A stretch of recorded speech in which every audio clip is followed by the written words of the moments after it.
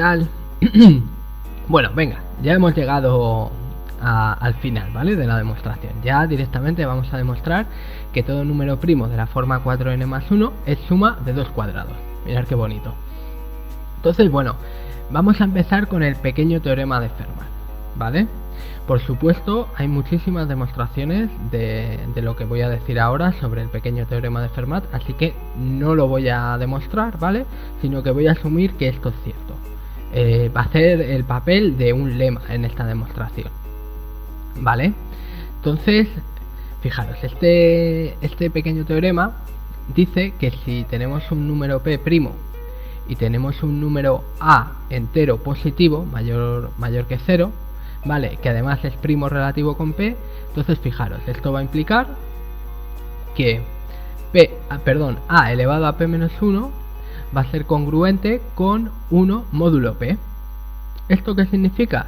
Que cuando dividamos a elevado a p menos 1 entre p, ¿vale? El resto de esta división siempre va a ser 1, ¿vale? Simplemente significa eso, que a elevado a p menos 1 entre p va a ser como resto 1, porque p es un número primo y porque a es mayor que 0, es un entero positivo y es primo relativo con p. Bueno, pues vamos a meternos al lío. Entonces imaginemos un número p primo de la forma 4n más 1. No he puesto que sea primo, ¿vale? Pero se me ha olvidado, ¿vale? P es primo, ¿vale? Sea p un número primo igual a 4n más 1. Entonces todos los números naturales que van desde 1 hasta 4n son primos relativos a p, ¿no? Por supuesto, porque si p es igual a 4n más 1 y todos los números que van desde 1 hasta 4n, por supuesto que son menores que p, entonces todos son primos relativos con p. Por supuesto, vale, el 1 sí es cierto que el 1 divide a p, pero es que el 1 divide a todos los números, ¿vale? Y por este caso no tiene mucho sentido considerar a 1 como factor de algún número. Además, el 1 no es un número primo, ¿vale? Por lo tanto, todos los números que van desde 1 hasta 4n son primos relativos con p. Es decir, que el máximo común divisor entre todos estos números que van desde 1 hasta 4n y p es igual a 1. Es lo mismo. Entonces, fijaros. Sí, se me olvidaba. Fijaros que 4n es igual a p menos 1, ¿no? Si p es igual a 4n más 1, pues resto menos 1 en los dos lados y me queda que 4n es igual a p menos 1, ¿vale?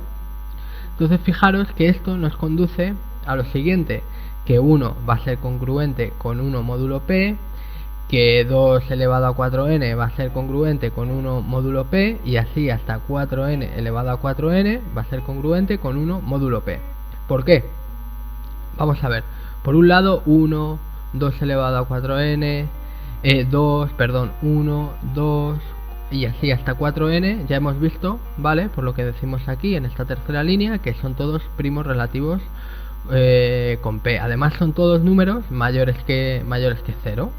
Entonces están haciendo todos estos números, el 1, el 2 y hasta el 4n, están haciendo el papel de a en el pequeño teorema de Fermat.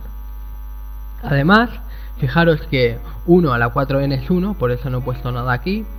2 elevado a 4n es como 2 elevado a p menos 1, ¿no? Porque 4n es igual a p menos 1.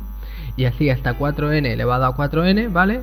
Es como 4n elevado a p menos 1. Entonces el 4n está haciendo el papel de p menos 1 aquí. Y bueno, como todos estos números desde el 1 hasta el 4n son primos relativos mayores que 0 y primos relativos a p, ¿vale?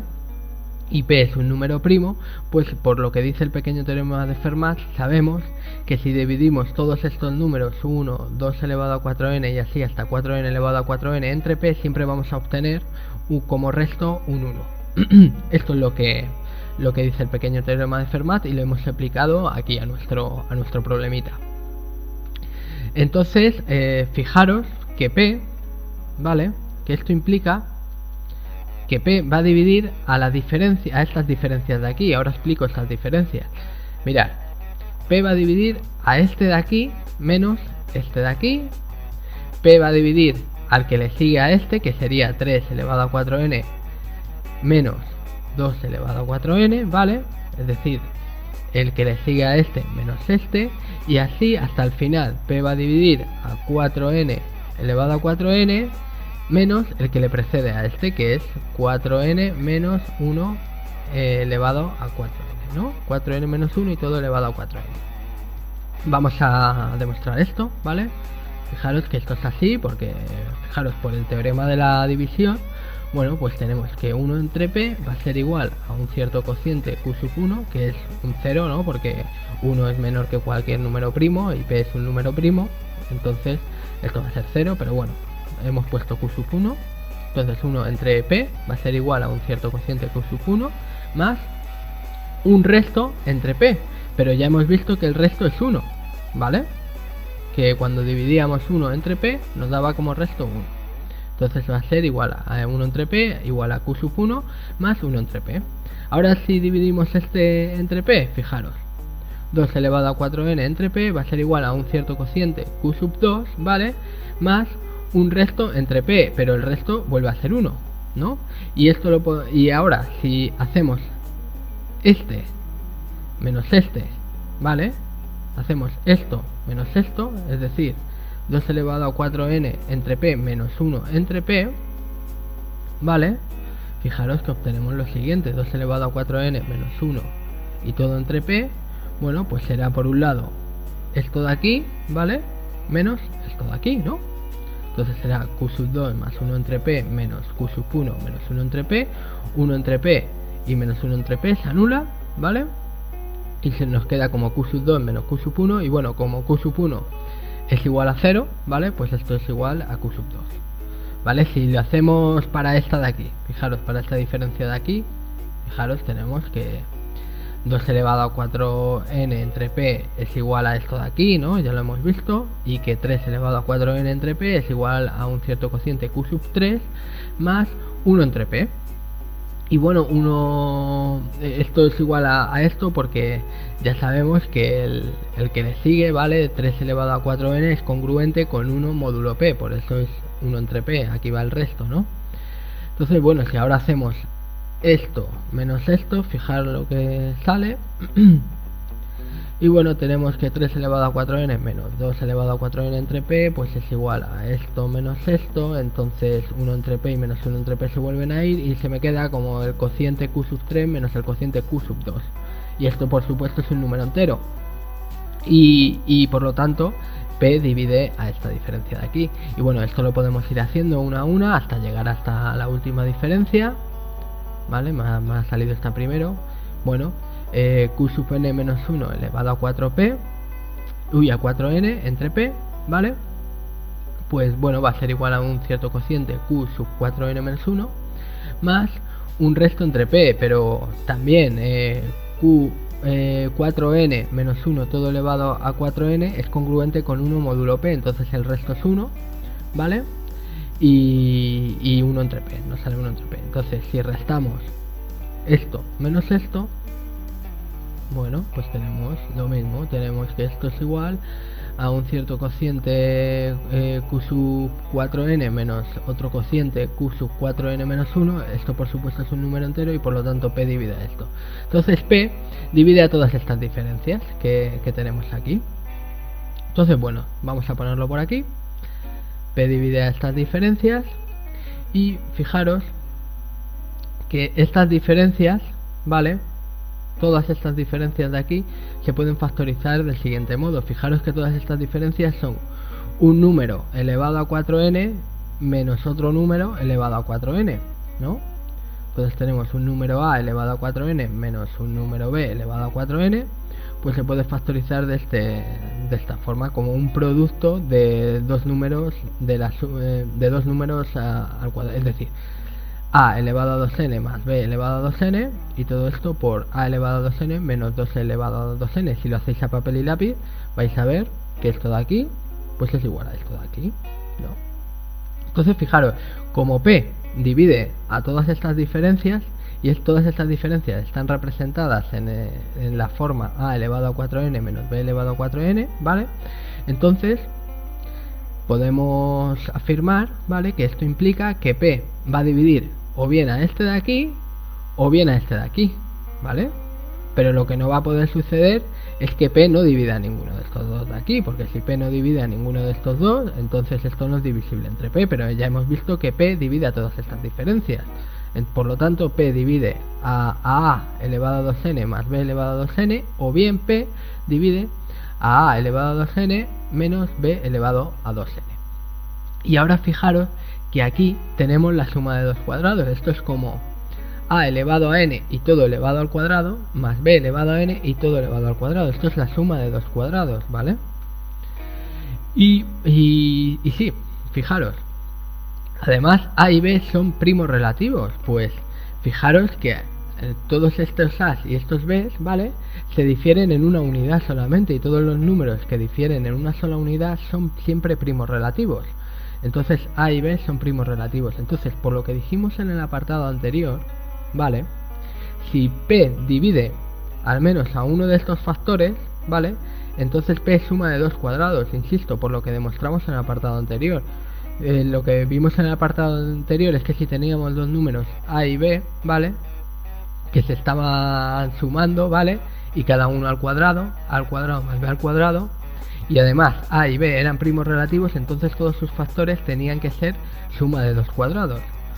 Y fijaros qué es lo que tenemos aquí. A y b son primos relativos, y a elevado a n y elevado al cuadrado más b elevado a n y elevado al cuadrado siguen siendo primos relativos, ¿vale?, y son dos cuadrados que se están sumando. Por lo tanto, si P divide a esto, entonces P es suma de dos cuadrados. Entonces, si suponemos que P no es suma de dos cuadrados, entonces va a tener que nunca va a dividir a esto de aquí, ¿vale?, y va a tener que dividir siempre a esto de aquí, ¿vale? Entonces vamos a suponer que P no es suma de dos cuadrados, ¿vale? Entonces esto nos implica a suponer que P divide siempre a esto de aquí, a las diferencias que se están restando, ¿vale?, y nunca va a dividir a los cuadrados que se están sumando, ¿vale? Y vamos a ver si llegamos a alguna contradicción, ¿vale? Entonces, fijaros, vamos a definir las diferencias, ¿vale? Porque aquí las hemos puesto, pero no las hemos definido de una forma rigurosa. Entonces, fijaros, vamos a definir a las diferencias de esta forma. Las diferencias, la diferencia 1, 1, ¿vale?, es esta de aquí. La diferencia, la d sub 2, 1, va a ser esta de aquí. La d sub 3, 1, que no está puesta, sería la que la sigue a esta de aquí. Y así hasta la d sub 4n menos 1, 1, ¿vale?, sería esta de aquí, ¿vale? Fijaros que nos sale una diferencia de menos, ¿vale? Nos salen aquí un total de 4n menos 1 diferencias, porque los hemos estado agrupando de dos en dos, ¿no? Entonces ya hemos visto que P, ¿vale?, divide a todas estas diferencias de aquí, ¿vale? Ya hemos visto que P divide a esta diferencia, que P divide a esta, que P divide a y P divide hasta esta de aquí, ¿no? Entonces P divide a esto, P divide a esto y P divide a esto. Ahora vamos a definir otras diferencias. La D sub 1, 2 es igual a esta diferencia de aquí menos esta de aquí. La D sub 2, 2 es igual a la que la sigue a la D sub 2, 1, es decir, la D sub 3, 1 menos esta de aquí, y así sucesivamente hasta la D sub 4n menos 2, 2, ¿vale?, que es igual a esta de aquí menos la que la precede, a esta de aquí. Y así lo hacemos, y así sucesivamente todo el rato. Entonces fijaros, si P divide a todas estas de aquí, ¿vale?, a todas las, vamos a llamarlas, lo iba a poner después pero lo vamos a hacer ya, yo creo que es conveniente hacerlo ya. Vamos a llamarlas a las que tienen un 1 en el segundo subíndice, es decir, a todas las de la primera fila, ¿vale? Vamos a llamarlas diferencias de orden 1. A las que tienen un 2 en el segundo subíndice vamos a llamarlas diferencias de orden 2, y así sucesivamente. Entonces, si P divide a todas las diferencias de orden 1, entonces podemos afirmar que P va a dividir a todas las diferencias del orden que sea, ¿vale? Puesto que si, fijaros, como D, la diferencia 1 de orden 2, ¿vale?, es igual a D a esta de aquí menos esta de aquí, ¿no? Entonces si P divide a esta de aquí, pues esta de aquí entre P va a ser un número entero. Y si P divide a esta de aquí, entonces esta de aquí entre P va a ser un número entero. Entonces esta de aquí entre P menos esta de aquí entre P también va a ser un número entero, y por lo tanto esta entre P va a ser un número entero, y por lo tanto P va a dividir a esta de aquí. Y lo mismo sucedería con esta de aquí, con esta de aquí, con esta de aquí, y así sucesivamente. Entonces, fijaros que al suponer que P divide a estas de aquí, ¿vale? Aquí lo pongo. Entonces, tenemos que P divide a todas las diferencias, a todas, sean del orden que sea. Ahora creo que digo lo del orden, sí, llamemos diferencia de orden epsilon, ¿vale? A las diferencias que tienen a epsilon en el segundo subíndice, lo que decía. Si tenemos un 3 en el segundo subíndice, entonces se trata de una diferencia de orden 3. Entonces todas las de la tercera fila, por ejemplo, son diferencias de orden 3. Entonces, fijaros que entonces podemos afirmar que todas las diferencias de orden 2n son iguales a 2n factorial. Y esto es otra, junto con el pequeño teorema de Fermat, esto es otra cosa que voy a dar por supuesta, ¿vale? Porque es que si me pongo a demostrarlo todo, pues no acabaría nunca. Y bueno, mi tiempo, pues como el de todos, es limitado, ¿no? Entonces, bueno, voy a, de todas formas, os doy una pista, ¿vale? Esto se puede demostrar. No es fácil, tampoco es súper difícil, pero tampoco es muy fácil, ¿vale? Y esto se puede demostrar, bueno, pues utilizando un poco los números combinatorios, utilizando un poquito también, viendo un poco lo que sucede con el triángulo de Pascal, ¿vale? Y demás, se puede llegar a demostrar.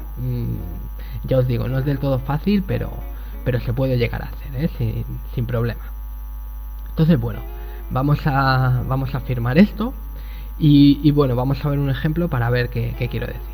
Fijaros, vamos a suponer que n es igual a 2, ¿vale? Que n es igual a 2, entonces las diferencias de orden 1, fijaros. Bueno, y las diferencias de orden 1 son estas. Para n igual a 2, las diferencias de orden 1 son estas, ¿vale? Entonces quedan así. Estas diferencias de orden 1 con n igual a 2 quedarían así. De 1 sub 1, es decir, esta de aquí, sería 2 elevado a 2 por n, pero como n es igual a 2 es 2 elevado a 4, menos 1, que esto es 15. La diferencia de orden 1 de sub 2, 1, ¿vale? Quedaría así. 3 elevado a 2 por 2, 3 a la cuarta, menos 2 elevado a 2 por 2, menos 2 a la cuarta, esto es 65, y así sucesivamente. Entonces, fijaros, las de orden 2 pasan a ser lo siguiente. Pues d sub 1, 2 es igual a d sub 2, 1 menos d sub 1, 1, entonces 65 menos 15. Esto es igual a 50. La d sub 2, 2 pues sería 175 menos 65, esto es 110, y así sucesivamente. Las de orden 3, fijaros que la d sub 1, 3 sería 110 menos 50, que es 60. La d sub 2, 3 sería 194 menos 110, que es 84, y así sucesivamente. Y ahora fijaros, las de orden 4, y 4 es igual a 2n, porque n es igual a 2, 2 por 2 es igual a 4, fijaros lo que pasa. La d sub 1, 4 es igual a 84 menos 60, y esto es igual a 24, y esto es igual a 4 factorial, a 2n factorial. La d sub 2, 4 es igual a 24, también igual a 4 factorial. La d sub 3, 4 es igual a 24, igual a 4 factorial, y la d sub 4, 4, 156 menos 132 es igual a 24, igual a 4 factorial. ¿Veis? Las diferencias de orden 2n se igualan a 2n factorial. Entonces, bueno, como teníamos que P divide a estas de aquí, divide a estas de aquí, divide a estas de aquí, divide a estas de aquí, ¿vale? Entonces P tiene que dividir a 2n factorial. Pero si asumimos que P divide a 2n factorial, mirad lo que sucede. Que P es menor o igual que 2n. Porque fijaros, si tenemos un n factorial, por ejemplo un 5 factorial, pues eso es 1 por 2 por 3 por 4 y por 5. Entonces, ¿qué números primos van a dividir a 5 factorial? Pues los que sean menores o iguales a 5. Es decir, le van a dividir el 2, le va a dividir el 3, le va a dividir el 4, le va a dividir el 5. Pero a partir de 5 ya no vamos a encontrar números primos que nos dividan a 5 factorial. y tenemos que p divide a 2n factorial, entonces p tiene que ser menor o igual que 2n. Pero esto es absurdo, porque hemos supuesto que p es igual a 4n más 1 desde un inicio, ¿no? Y 4n más 1 por supuesto que es mayor estricto que 2n. Entonces, como este absurdo ha nacido de suponer que p, pues sí, por tanto todo número de la forma 4n más 1 se puede expresar como suma de 2 cuadrados.